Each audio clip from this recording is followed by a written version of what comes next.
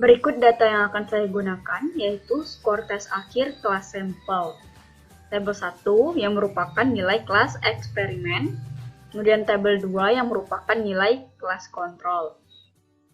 Di sini sajikan tabelnya dalam bentuk landscape, dan letak nilainya saya acak tidak berurutan, karena jika sesuai bentuk tabel yang diberikan, tabel datanya itu portrait dan sudah berurutan. Sangat mudah untuk menghitung frekuensinya, karena datanya sudah terurut dari yang terendah ke yang tertinggi.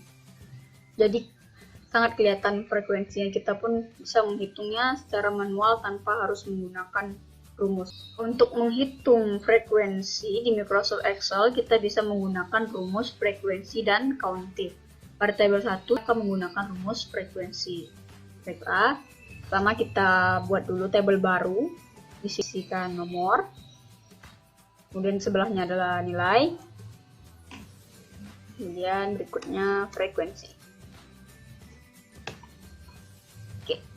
Nah, karena nomor belum bisa diisi karena data nilai kita belum kita isi lagi, kita menyebutkan data nilai pada tabel 1 ke kolom nilai yang ada pada tabel baru.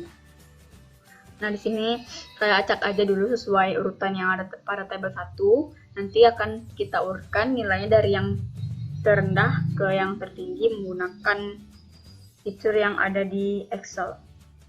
Oke, berarti di sini kita isi 40, kemudian 64, lanjut 70, lalu 50, 61,5. Nah, untuk koma di komputer itu penulisannya menggunakan titik. Kemudian 53, lanjut 55, 60, 51,5, 64 tadi sudah di atas ya, jadi kita tidak tuliskan lagi. Kemudian 70 juga begitu, berarti 68 lagi, 43, kemudian 75 sudah ya, jadi kita tuliskan sekali saja. Lanjut 70, oh maaf, 70 juga sudah. Selanjutnya berarti 46, 75 juga sudah. Selanjutnya berarti 76,25. Selanjutnya 78, 85, lanjut 78,25,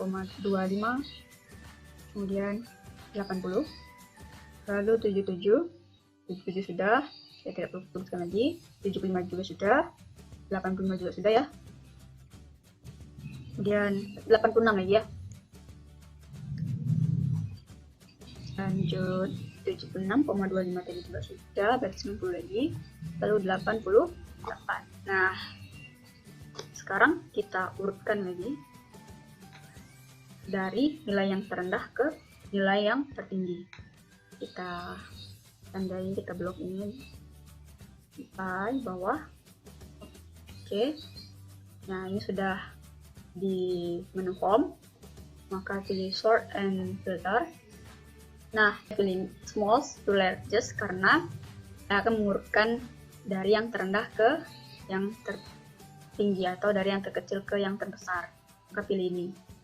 Jadi kalau ingin yang dari besar ke yang kecil, pilih ini. Nah, untuk menggunakan ini, kemudian saya pilih ini, continue with current selection. Oke, sudah berubah ya, sudah berurutan dari yang terendah ke yang tertinggi. Nah, sekarang sudah bisa mengisi nilai kolom nomor. Oke, agar tidak mengetik sampai ke bawah secara manual, kita bisa gunakan cara seperti ini. Di blok dulu ini, kemudian nah, tunggu sampai tambahnya berubah jadi hitam seperti itu, tarik ke bawah. Nah, lihat kan? Sudah berurutan, jadi kita tidak perlu mengetik secara manual lagi. Nah, sudah. Selanjutnya frekuensi. Langsung posisikan di kolom ini. Nah, untuk mempermudah, saya tandai. Saya tandai dari D11 sampai ke D32. Nah, kenapa tandai? Karena agar mempermudah kita supaya tidak mengulang membuat rumus dan menghindari kesalahan-kesalahan teknis. Seperti jika ditarik ke bawah atau dikopi satu-satu rumusnya, hasilnya bisa 0 atau tidak sesuai dengan jumlah frekuensi yang ada. Oke, langsung saja ketik sini sama dengan frekuensi. Dalam bahasa Inggris ya, frekuensinya, karena bahasa komputernya seperti itu. Penulisan boleh menggunakan huruf kapital ataupun huruf kecil. Kemudian ada data array. Kita naikkan dulu ke atas. Oke, kita tandai tabel 1, seluruh data tabel 1. Kemudian, nah di sini ada koma.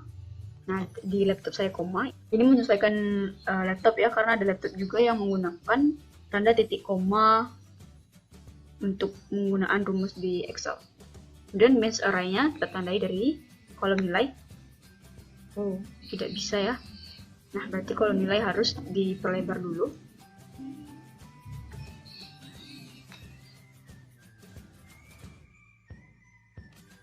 Nah, sudah diperlebar kolom C tadi, maka saya ulangi kembali, kita tandai D11 sampai D32. Oke, saya kembalikan dulu ke atas. Saya ketikkan sama dengan frekuensi. Kemudian buka kurung. Data array, kita tandai nilai yang ada pada tabel 1. Kemudian koma. Setelah itu bench array-nya kita tandai dari kolom nilai atau kolom nilai yang C11 sampai C32. Oke, kemudian Ctrl Shift Enter. Nah, terlihat ya hasilnya. Nilai 40 frekuensi ada 1, 76,25 ada 2, 75 frekuensinya ada 4. Nah, untuk membuktikannya, kita gunakan AutoSum. Benar tidak frekuensi yang kita dapatkan ini sesuai dengan jumlah frekuensi yang ada pada tabel 1. Langsung saja kita klik AutoSum. Pilih sum. Biasa ya untuk ini. Sudah kita pelajari juga kemarin. Nah, 31. Sama ya, sama tabel yang ada di tabel 1. Jumlahnya 31. Maka nilai frekuensi yang kita cari hasilnya benar. Baiklah, beri border. Nah, kita ke menu home. Nah, pilih ini. Kita pilih all border untuk seluruhnya mempunyai garis. Untuk seluruhnya mempunyai border. Jadi harus kita pilih all border. Nah, kelihatan ya. Di sini juga bisa kita mengeceknya kembali bila tidak yakin. Sebenarnya ini cara manual, tapi mempermudah kita karena akan muncul warna di, misal di sini ada tabel yang kita cari nih, akan muncul warna. Jadi itu sangat mempermudah kita dalam menghitung data yang nilainya banyak. Jadi tidak perlu mencari keseluruhan, hanya misalnya 40, kita beri warnanya biru. Nah, jadi akan muncul warna biru itu hanya pada angka 40. Kita coba ya. Pertama kita tandai dulu. Kemudian sudah di menu home ya. Ini conditional formatting. Pilih new role. Nah, pilih ini. Pilih yang baris kedua ini. Nah, yang between ini sebenarnya untuk yang interval atau data berkelompok, bisa kita gunakan ini. Namun karena kita hanya mencari data tunggal, kita pilih equal to, yang artinya sama dengan. Nah, kan kolomnya hanya tersedia 1. Sini saya contohkan misalnya yang frekuensinya banyak ya. Kita misalkan 75 dulu ya. 75. Terus kemudian kita klik format. Pilih fill untuk warnanya. Nah, ini menyesuaikan saja dengan terserah user mau menggunakan apa. Saya pilih biru. Dan oke. Nah, lihat kan sangat mempermudah ya. Jadi kita langsung bisa lihat, oh berarti 75 ada 4.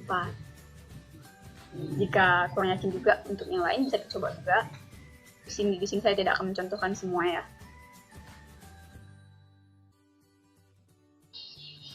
Nah, pilih tadi juga new rule, pilih lagi, pilih equal to, ya. Berapa lagi yang akan kita cek? Misalnya 64 ya, 64 misalnya 64. Yang format, filenya saya pilih warna, saya ingin warna pink. Boleh, kita boleh pakai warna pink. Nah, ini di more colors tadi. Nah, bisa custom sendiri warnanya.